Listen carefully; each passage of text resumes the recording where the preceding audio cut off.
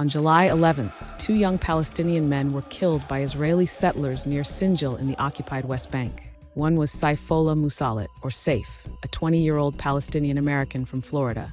He'd been visiting his family's hometown in Al-Mazrah al-Sharqiyya. The other was his friend, 23-year-old Mohammed al-Shalabi, or Rizik, also from the same hometown. Based on witness accounts, phone recordings, and video footage, this is how their killings unfolded. Friday, July 11th. Saif, Rizik, and a group of friends went to visit a family olive grove in Al-Batin. It's a scenic area located between the Palestinian towns of Al-Mazrah al-Sharqiyya and Sinjar. The area has become a focal point for settler violence in recent months. At around 2:15 p.m., a group of armed Israeli settlers approached them, throwing rocks and yelling. The men ran upwards north, where the settlers first attacked them. When the settlers attacked, the friends split up to try to escape. Rizik and three young men ended up east towards Highway 60. Saif and others went south. Trucks full of settlers blocked their escape routes. By 3 p.m., Palestinian ambulances were trying to reach the area of Al-Batin. At one point, a group of settlers even attacked an ambulance, smashing its windows and looting it. At 3:18 p.m., Rizik's friends sent a panicked voice message to local WhatsApp groups, begging for help.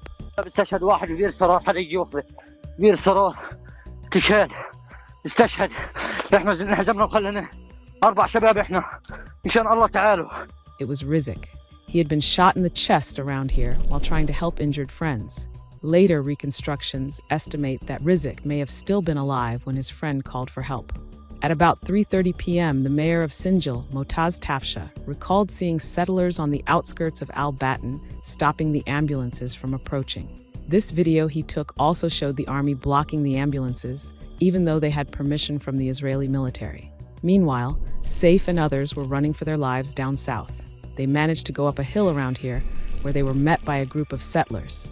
According to witnesses, settlers surrounded Saif and beat him with clubs and sticks. Saif managed to stumble down further south and sat under an oak tree. Another young Palestinian man was also there, who sent out messages asking for help at 3:45 p.m. That's how Saif's younger brother Mohammed heard that he was in trouble. Ambulances were finally allowed to enter Al-Batin at around 4 p.m. Within 15 minutes, the first ambulance had picked up an injured man whose knee had been smashed by settlers. The ambulance returned just before 5 p.m. to take another injured man to the hospital. At around 5 p.m., a group of young men found Saif badly beaten. He was unconscious and struggling to breathe. About 20 minutes later, Saif's younger brother Mohammed arrived at the scene with a friend. At 6:05 p.m., emergency workers managed to get to Saif. The group loaded him onto a stretcher and walked for 20 minutes through the rough terrain. By the time they reached the ambulance, Saif had died. And what about Rizik? Later that evening, villagers began searching for Rizik after his family reported him missing. They found his body around 10 p.m. in this location. Witnesses said it showed signs of torture. This attack didn't happen in isolation.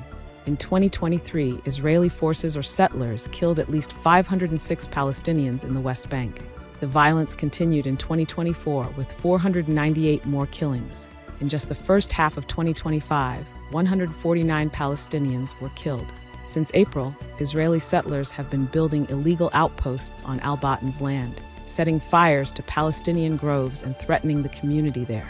The area is technically under full Palestinian control, but in reality, settlers act with near total impunity.